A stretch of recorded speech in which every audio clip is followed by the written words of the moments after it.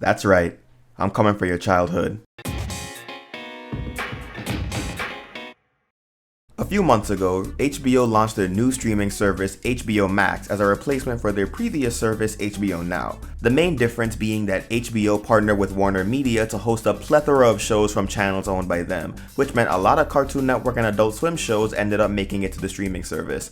Foster's, Robot Chicken, The Boondocks, which is also getting a revival series on the platform, and today's topic, Teen Titans 2003, remastered in glorious HD.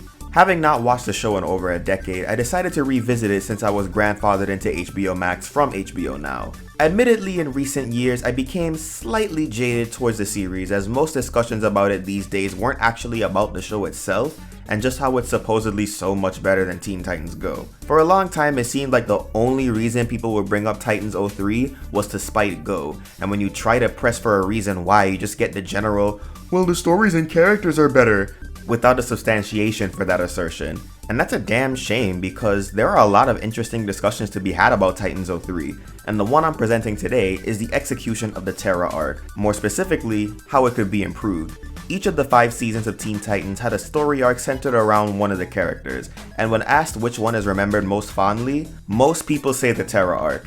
Having just finished rewatching season 2 as of writing this video, I can see why. What I also see are a lot of flaws holding the story back from being as great as most fans remember it being. That's not to say the story was awful though. If I were to give it a letter grade, I'd give it a C+. The plus coming from how good most of Aftershock Part 2 was, and a C+ is still a passing grade. But that begs the question, if the Terra Arc is a C, what does it need to do to be an A? Let's talk about it. Issue 1. The pacing. Season 2, just like the other seasons of the show, was 13 episodes long, but the Terra Arc only covers 5 of those 13 episodes. Terra, Titan Rising, Betrayal, and Aftershock Parts 1 and 2. That's a bit of a low episode count to tell a story where a new character joins the team, betrays them, and then redeems herself through self-sacrifice. And even if it wasn't, there's still the issue of how these episodes are spread out. You know how Steven Universe had an issue with putting filler at odd places that made the actual story-focused episodes feel disjointed when watching the series in order? The Terra Arc had the same problem, just not as severe.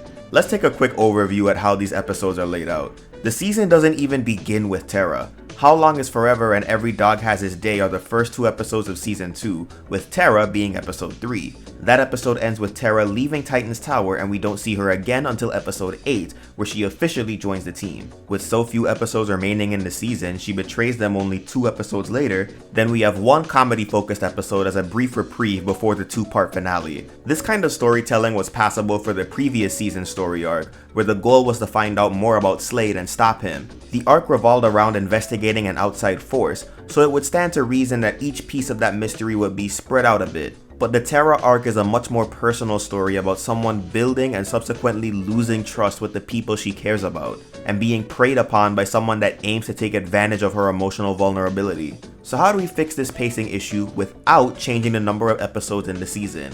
We rearrange the order of the episodes.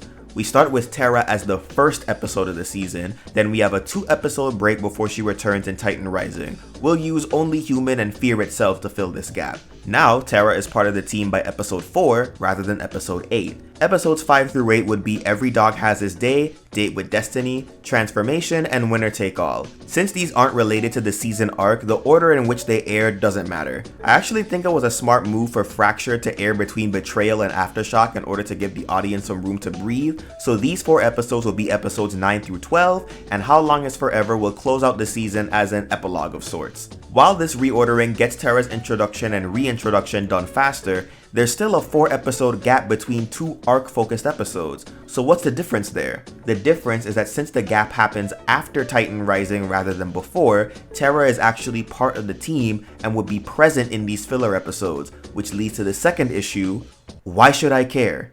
Betrayal, aside from being an episode title, is a major theme in the Terra arc. The best betrayals are ones where we've had time to get invested in the characters involved. After all, how can a writer expect a betrayal to have impact if they don't give us a reason to care about the character's relationship? Therein lies the problem with Terra. Because of the aforementioned lack of episodes that she's present in, we don't get to see her form bonds with any of the other Titans aside from Beast Boy, and Raven to a lesser extent. Episodes that could have been spent showing this development, even passively, are instead spent padding out the time between her first appearance and her joining the team. In the one episode that happens between Titan Rising and Betrayal, she only appears at the very end in a non-speaking role, and once we do get to Betrayal, Terra has supposedly been on the team for weeks. I was never a fan of dogmatically clinging to show don't tell as an absolute rule because there are exceptions to every rule, but this is a case where it was definitely needed. There's one particular scene in Aftershock Part 2 where Terra is walking through the destroyed city, and when she passes by familiar landmarks, she has flashbacks of the time she spent with the Titans. And while I'm watching this, I'm like, wow, it would have been nice if we actually got to see those moments when they happened. Terra was given so little time to spend with the Titans that the writers and animators had to make up flashback sequences for her so that she has something to reminisce on. This is where my rearranged episode order comes in.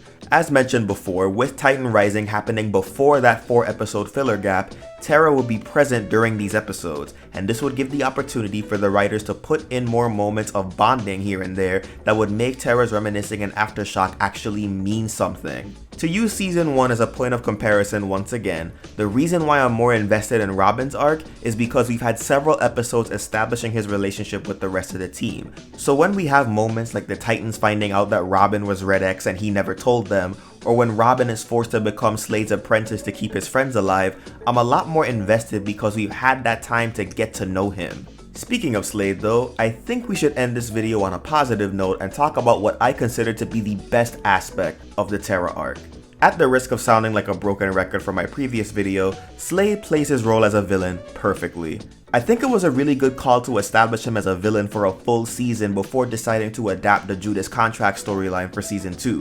Throughout Season 1 and its Robin arc, we know that Slade is ruthless and willing to do anything to get what he wants, and he's very invested in having someone succeed him, as his goals in both Seasons 1 and 2 are to groom an apprentice. And I use the word groom deliberately, because Slade is a very predatory man, and the way he behaves towards his apprentices is textbook abuse, especially towards Terra because of how he gaslights her. For those who don't know, gaslighting is a form of manipulation that involves making a person doubt their own judgments and perceptions. This can be done in a variety of ways, and in Slade's case, his method of gaslighting is to take advantage of Terra's already fragile self-esteem and her trust issues. The goal of gaslighting is to plant those seeds of doubt in the target's head so that they're putty in the abuser's hands, and I walked right into that clay pun. Damn it.